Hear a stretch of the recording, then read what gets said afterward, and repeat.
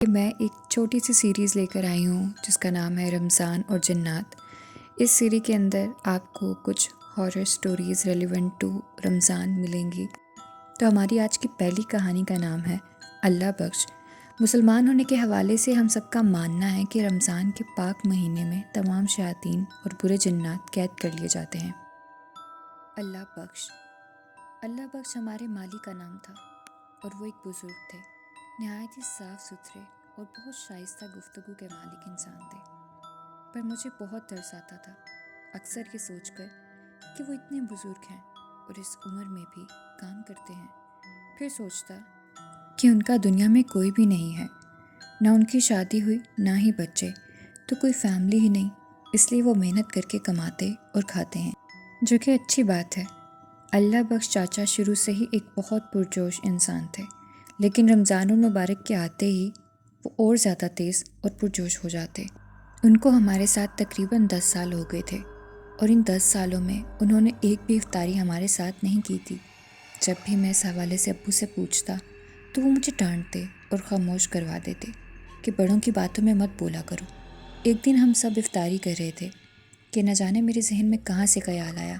میں نے سوچا کہ میں جا کر کچھ افطاری یعنی خاص طور پر اللہ بخش چچا کے لیے دے کر آتا ہوں، وہ بھی خوش ہو جائیں گے۔ تو میں بنا کسی کو بتائے چپ چاپ کچن میں گیا اور ان کی پلیٹ تیار کی اور سرونٹ کوارٹر کی طرف بڑھ گیا۔ وہ ہمارے ساتھ ہی رہتے تھے۔ میں بھی ان کے روم کے باہر پہنچا ہی تھا کہ ان کے روم سے مجھے کچھ آوازیں آنے لگیں، جبکہ اس کمرے میں تو چچا کے علاوہ کوئی بھی نہیں رہتا تھا۔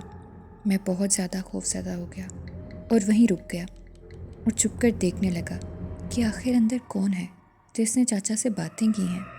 جب میں نے چھپ کر دیکھا تو حیران اور خوفزدہ ہو کر بت بنا کھڑا رہ گیا کہ اندر کوئی بھی نہیں تھا اور ایک بہت بڑا شاہی دسترخوان بچھا ہوا تھا، اور چچا پتہ نہیں کس سے باتیں کر رہے تھے کہ بیٹا کھاؤ اور امی آپ بھی لیں، روزہ کھل گیا ہے آپ بھی کھولیں۔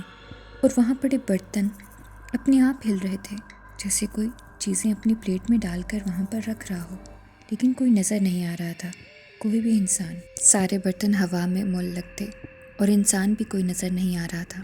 آتا بھی کیسے، کیونکہ ان میں سے کوئی بھی انسان تھا ہی نہیں، یہاں تک کہ میرے اللہ بخش چاچا بھی۔ وہ مجھے تب یقین آیا جب انہوں نے آسمان میں ہاتھ کر کے غائب سے کہیں سے شربت کا جگ منگوایا۔ مجھے یہ سب دیکھ کر بہت عجیب سا لگا۔ پھر جب افطاری ہو گئی تو ایک دم سب دسترخوان وغیرہ غائب ہو گیا اور میں خوف کے مارے گرتا گرتا بچا۔ انہوں نے ہاتھ اوپر کیا اور جائے نماز آ گیا۔ چچا نے نماز ادا کی اور پھر سے اندیکھی مخلوق سے باتیں کرنے لگے۔ اس سے پہلے میں کچھ سمجھ پاتا اور سوچتا میرے کندھے پر آ کر کسی نے ہاتھ رکھا۔ میں نے مڑ کر بھی نہیں دیکھا۔ اتنی دہشت پڑی کہ میں بے ہوش ہی ہو گیا، اور جب مجھے ہوش آیا تو میں اپنے کمرے میں تھا۔ تب میں نے جیسے تیسے ابو کو سب بتانے کی کوشش کی تو انہوں نے کہا کہ مجھے سب معلوم ہے، تم نے جو بھی دیکھا وہ سب سچ ہے۔